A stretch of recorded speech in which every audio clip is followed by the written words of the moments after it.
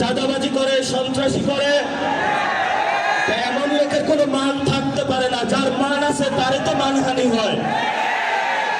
মামলা করেছে আরেকজনকে দিয়ে, গোপনে গিয়ে হলো সাক্ষী হিসেবে উপস্থিত হয়েছে। এগুলাকে আমরা বলবো গুপ্ত। ভারতের সাথে হয়তো চুক্তি করে এসেছেন, এখন তো ক্ষমতায় অধিষ্ঠিত হয়েছেন, এখন একটু চুক্তিটা ভঙ্গ করে দেন। যদি আপনাকে ক্ষমতায় থাকতে হয় ভারতের সাথে নয়, বাংলাদেশের মানুষের সাথেই থাকতে হবে ইনশাআল্লাহ। আপনাকে রিফর্ম অ্যাসেম্বলি গঠন করতে হবে। 12 তারিখে সংসদ অধিবেশন বসতেছে। আমরা সরকারকে অনুরোধ জানাবো, দ্রুত গতিতে বাংলাদেশের মানুষ যে জনরায় দিয়েছে সে অনুযায়ী রিফর্ম অ্যাসেম্বলি করুন। এবং আমাদেরকে যারা খুন করেছিল, শেখ হাসিনাকে ভারত থেকে নিয়ে এসেছে বাংলাদেশে ফাঁসির কাস্টে ঝুলান, তাহলে আমরা বুঝতে পারবো আপনি শহীদ জিয়াউর রহমানের ছেলে, না হলে আপনার সেই জায়গাটা খরচা পাবো না।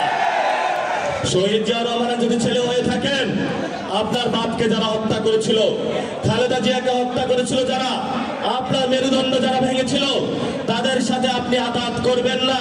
তাদের সাথে যদি আঘাত করেন তাহলে বিএনপির যারা নেতা কর্মী রয়েছে তারাই বিদ্রোহের পতাকা বাংলাদেশ উত্থাপন করবে। অনেক আমরা সহ্য করেছি। এই যে আমার নামে আজকে একটা মামলা হলো, মানহানির মামলা। ওই ব্যক্তি চাঁদাবাজি করে, সন্ত্রাসী করে, এমন লোকের কোনো মান থাকতে পারে না। যার মান আছে তারই তো মানহানি হয়। মামলা করেছে আরেকজনকে দিয়ে, গোপনে গিয়ে হলো সাক্ষী হিসেবে উপস্থিত হয়েছে। এগুলাকে আমরা বলবো গুপ্ত। আপনি ঢাকা হাটে ফেল করেছেন, লিখে রাখুন জনাব আব্বাস। আপনাকে তারেক জিয়া এসে রক্ষা করেছে। তারেক জিয়া যদি এসে রক্ষা না করতো তাহলে আপনি মির্জা আব্বাসের ছুনোপুটিও আমরা ঢাকা হাটে খুঁজে পাইতাম না। হালে পানি আছে, এখনো বেঁচে থাকার সুযোগ আছে।